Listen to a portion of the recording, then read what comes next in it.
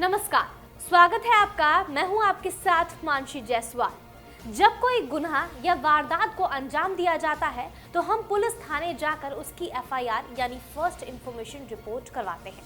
आपको अक्सर ही खबरें सुनने को मिलती होंगी कि फलाने ने फलाने के खिलाफ एफआईआर दर्ज करवा दिया है, लेकिन क्या आपको ये पता है कि एफआईआर होती क्या है और इससे जुड़े आपके अधिकार क्या है? इसके अलावा एक टर्म आता है जीरो एफआईआर, जिसके बारे में लोग बहुत कम ही जानते हैं, या कुछ लोगों के लिए जीरो एफआईआर ही नए शब्द होंगे। जीरो एफआईआर का इस्तेमाल कब और कैसे किया जाता है और इसके फायदे क्या हो सकते हैं, आइए इन सभी सवालों पर गौर करते हैं। खबर में आगे बढ़े इससे पहले अगर आपने चैनल को सब्सक्राइब नहीं किया है तो सबसे पहले चैनल को सब्सक्राइब कर लीजिए। इसके साथ ही बेल आइकन को भी जरूर दबाएं, जिससे हर अपडेट आप तक समय पर पहुंच पाए। तो आइए सबसे पहले जान लेते हैं कि एफआईआर किसे कहते हैं।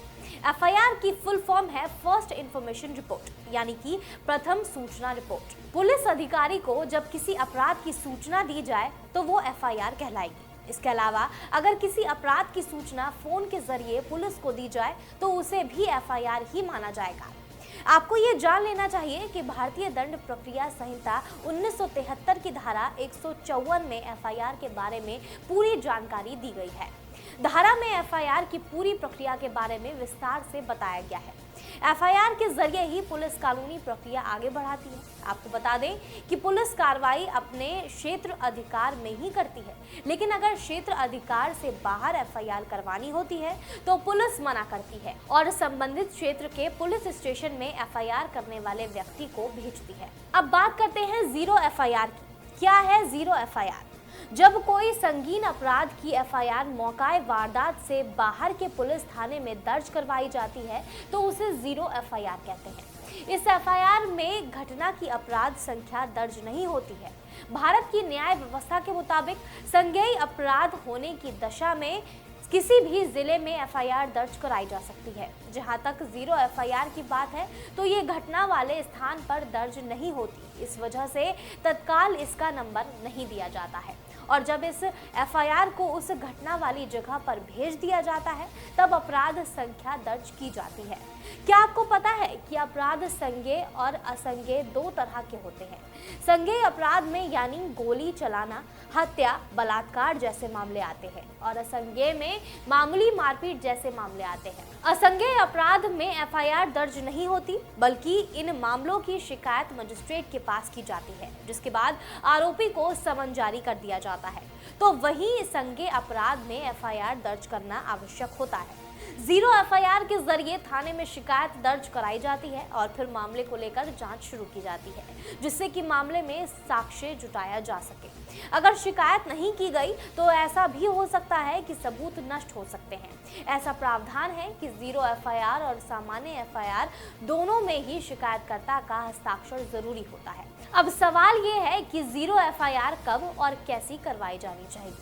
हत्या, बलात्कार, सड़क दुर्घटना जैसे अपराध जब अंजाम दिए जाते हैं तो जरूरी नहीं कि जहां अंजाम दिया गया वो जगह थाने की सीमा में आती हो।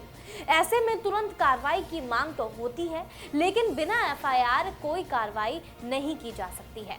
तब आए विटनेस और उनसे जुड़ी जानकारियों के साथ पास के थाने में एफआईआर दर्ज करवाई जा सकती है। ध्यान देना होगा कि जब जीरो एफआईआर करवाई जाए तो एफआईआर की एक कॉपी अपने पास जरूर लेनी चाहिए।